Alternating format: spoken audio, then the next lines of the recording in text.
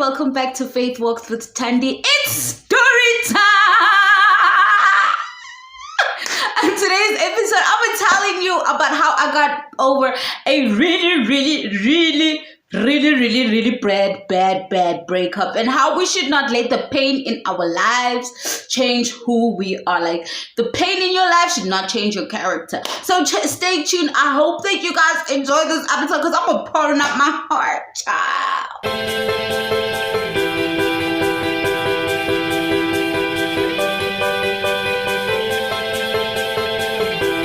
So around Easter time, 2017 around Easter time, I had to go home because, you know, Easter's, and I am from the homelands, and anybody in Joburg will know, like, Easter time, Christmas time, all the homelanders go home. So I had to go home. So while I was home, so I arrived at home on the Thursday night, and I saw him before I left, and to say goodbye, and he gave me a hug and kisses and all of that. Guys, we were good. You know what? When it's one thing to break up with the person, and man, like, you had all the signs were there. Good see, there's something going on in this relationship. This hair is not sleeking properly. Anyway, there's something going on in this relationship, something that's not going right. But if you did not see anything coming in terms of, like, the relationship was good, you related well still, my natural edges are like popping out there. Wigs. Anyway, so everything was going good, and you guys were good, and everything was well. Like, when a breakup happens, it cuts deeper, so funny, like, he just started being distant.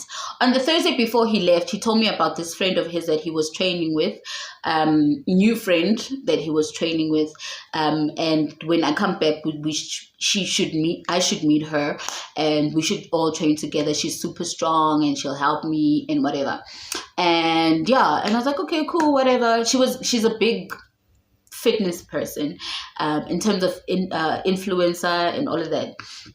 And I was like, okay, cool. I'm very secure in who I am. I'm very secure even before I met him.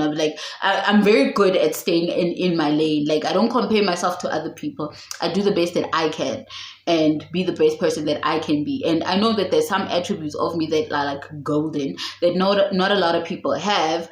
So I know that I am one in a million. So I will not compare myself to other people. So when he chose to be friends with this person, I wasn't tripping in anything. Like, I was so secure in who I am. And then on the Sunday, after my friend's birthday party. So during the whole of Friday, I spoke to him. Saturday, he disappears. Like, he stops taking my calls. He stops taking my calls. He stops replying to my text messages. Nothing. He doesn't do anything Saturday. And then Saturday evening, I see a post of him, and he posted a picture of this girl, and it's like, I'm very excited about the friendship. She's funny, and she's too much, and what. And I'm thinking, you said this meeting was going to be a business meeting, but now you're telling me that this girl, that you're posting pictures of her and telling people that she's super funny and she's too much, and you like having the best time of your life. I'm like, I normally don't have the best time of my lives during meetings, and people don't make crazy jokes that I can't even feel my tummy anymore. They're so funny. What kind of meeting is this? But anyway, I let it slide. Saturday night, he's not answering his calls. He's not answering my calls. He's not replying to my text messages. Nothing. Communication just dies. All right. Okay, Sunday, after my friend's birthday party, we're chilling by the pool. We relaxed, and in the afternoon, I decided, I'm going to post the pictures that we will post, taking the whole day. So I go into Instagram and I start posting up. And as I'm posting, I'm seeing my feed. I check my feed, and then boom, guys. This girl posted a picture of my man on my man's lap. Well, he was my man at the time, right? I went crazy. So she's sitting on his lap. Why? And it's something that happened on the day. So on Sunday, they went out to breakfast or to lunch or whatever, celebrating, I don't know what. And they were taking shots, and she was posting his and hers this, his and hers that. Like, this girl was happy to be in a relationship. And I'm thinking, you cannot be happy to be in a relationship because you in busy relationshiping with my nigga. So I don't understand how you can be happy about being in a relationship right now. Do you understand? That is my man, you know? So I call him. He ain't answer. I DM him on Instagram. He ain't answer. Matter of fact, he blocks me on Instagram.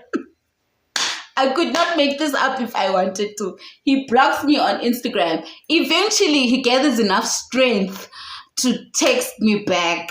After texting him like hundreds of messages, I texted him voice notes crying, be like, why are you doing this to me? Why you doing this to me? Why you tell me you ain't no love me no more? Why you tell me why you gotta do this to me, guys? I was breaking, guys. I was it was bad. I went from the girl who never cried about anything to like voice calling a nigga with like crying on a voice, you're voice noting a nigga with tears. I don't do that. It's not me, you know.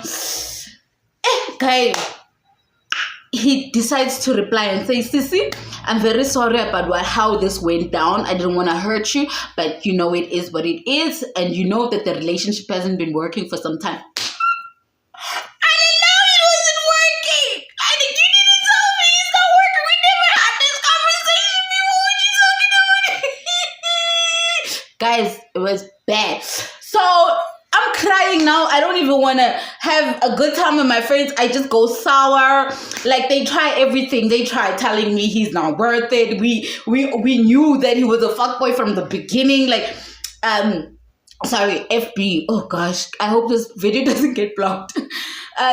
He was a FB from the beginning. Why would I let him get to me in that way and all of that? So I'm like, I couldn't. I wasn't listening. It was just going over my head. Oh, guys, I had to come back to Joburg. I had to go fetch my things at his place. It was really, really bad. Like, out of all the breakups, I didn't think my breakup with my baby daddy wasn't this bad, guys. It was bad. This guy crushed my spirit, my very being. He just stepped on it. After a while, I'm recovering. I just go into drinking, and I go into relationship after relationship, guy after guy after guy after guy after guy, because I'm trying to find myself a person, because this person went to being in a relationship with me like Saturday morning, telling me that he loves me, to telling me the next day that the relationship is not working, that he's found happiness somewhere else and I should move on. It just, you know, and I wanted to be like also happy. I wanted to show them that, you know, it's not you, it's your fault that you're missing out. There's other people who see value in me. So I went from relationship to relationship, guys. I was searching and I was chasing for love. But thank God I was in a good church. I was in a church where my pastor speaks the word of God back to you hard. He like feeds you the word of God, eh? Like, in whatever situation that you're going through, if you choose to listen to my pastor, he will feed God into you and he will make the Spirit come into you. I'm kidding. But like, he fed the word of God to me, and I got to a place where I decided, I was like, I'm going to stop chasing men. I'm going to stop chasing relationships, and I'm going to go back to who I was before I met this guy, and I'm going to start chasing God again. And I'm going to go hard in my relationship with God. And whatever is broken in me, that was my prayer. I said, Lord, whatever is broken in me, whatever this person was able to break in me, fix it. Because I became an alcoholic, guys. Like, I'm not going to even front. I became an alcoholic. I became an angry person. Like, you wouldn't even have a joke. Like, and Tandy is the most bubbliest person that gets along with everybody. That time, you would not say a joke, and I would punch you in the throat. It'll be, and you'd be like, tell me I'm joking. I'm done with you. Like, I was so angry. I didn't see value in myself. I didn't think I was beautiful anymore, because I was comparing myself with this girl. I was like, maybe he wants muscles. Let me go get muscles in the gym. Maybe guys like muscles, you know? And that was just one perspective. When I started chasing God and not chasing relationships, my life changed, guys. I went back to being who I am, even better, because I found security in the word of God and what God says about me. And God calls me loved, and God calls me the apple of his eye, and God calls me a queen, a royal priesthood, somebody special, you know what I mean? And God tells me that he created me completely solely in his image. So I do not need to be defined by a relationship. I don't need to be defined by a man. And going through that breakup and living in that pain, like I go to bed crying every night. Like I'd be standing at reception and my friends would be talking and somebody would mention a name that even sounds like him and I'd just start crying. And it was so bad, guys. The only way I could sleep at night and not think about him is if I drink. And the only way I could get over this whole I sort of numb the pain is through alcohol. And once God took me back and he said, you are mine, you are my beloved, you are my daughter, I call you my own, I gave my son for you, and loved that pain out of me, guys. When I saw him this year and he was talking about getting back together and giving it all, I was looking at this guy and I'm thinking, he does not see it. He does not see that I am not the person that he used to know. Like, the insecurity maybe that I had during that relationship and giving him more than he deserved and giving more than I should be giving any relationship outside of marriage. He doesn't see that I'm not that person anymore.